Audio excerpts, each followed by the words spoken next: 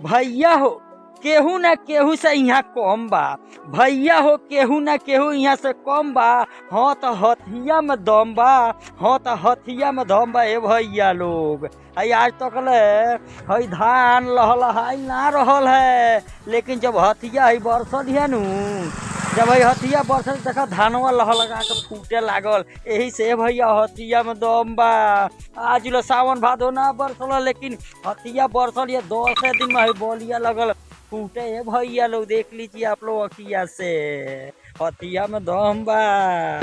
आयल जब हथिया तो भागल जमींदारी। आयल जब हथिया तो भागल जमींदारी। आ जगह जगह बनल लागल स्कूल सरकारी। जगह जगह बने लागल स्कूल सरकारी। है दोस्तवा वही तरह डेरैबो करे लोग अधिकारी। वही तरह डेरैबो करे लोग अधिकारी। है भाई लोग बढ़ल महंगाई महंगा भइल तरकारी।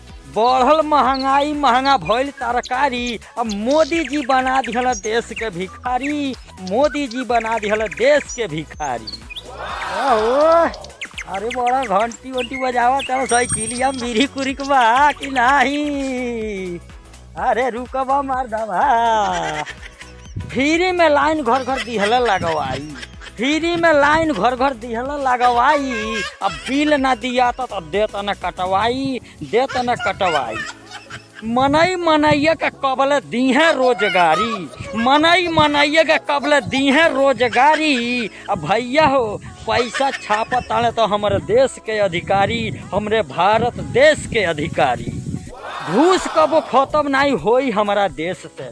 घूस कबो खत्म नहीं होई हमारा देश से। अब भैया हो लोग परेशान बा है बेरोजगारी में। अपना सफाई अभियान में पैसा झोंकाता। सफाई अभियान में पैसा झोंकाता। अब भैया हो दिने दिने देखा तनी गाँव का दासा बिगड़ल जाता। सारा सफाई कर्मी घूमत आले से कोनो सफाई है रोडे के जगह।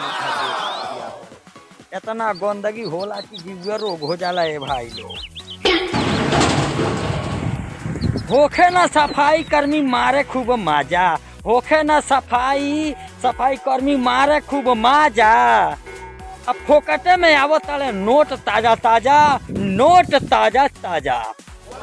नीचे से ऊपर अधिकारी वाला चोर हो। नीचे से ऊपर अधिकारी वाला चोर हो। आ का कोई है भैया मोदी जोगी का करिए जब लोगवे वाला था खोर हो। लोगवे वाला था खोर हो। आगे ना बढ़ाई लोग बात है भाई। आगे ना बढ़ाई लोग बात है भाई। अब धीरे से थैली में हजरिया जब पेशाई तो खाली अपने काम न हो दूसरे के काम। दोस्तों अगर वीडियो अच्छा लागल हो तो एक लाइक सब्सक्राइब जरूर कर दिएगा। मोर दोस्तों लाइक सब्सक्राइब जरूर कर दीजिएगा।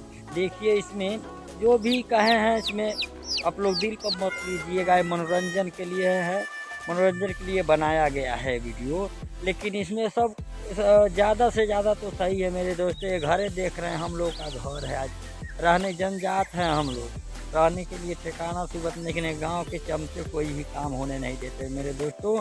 कोई भी नहीं काम होने जाते हैं देते हैं। अधिकारी भी सब वही हैं। जब घूस पाते हैं तो जो जिसका है बना उसी को बना देते हैं। हम लोग को काट देते हैं मेरे दोस्तों।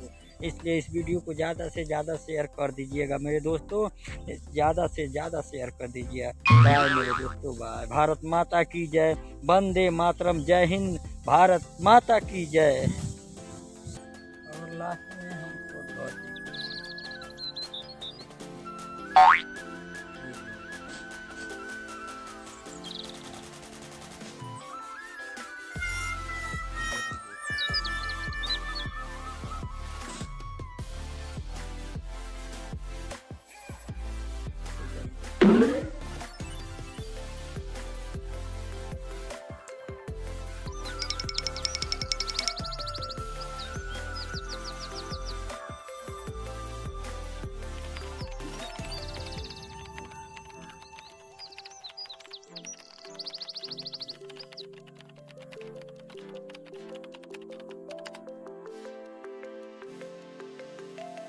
मिलत आवाज खाली जवना के भरल बा। मिलत आवाज खाली जवना के भरल बा।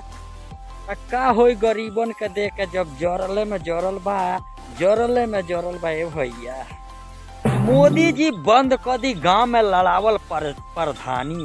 मोदी जी बंद कर दी गांव में लड़ावल प्रधानी। काहे से कि जब चमचवे करत ताड़े सो मनमानी, चमचवे करत ताड़े सो मनमानी। ए भैया कोनो गरीबन का काम ना होता।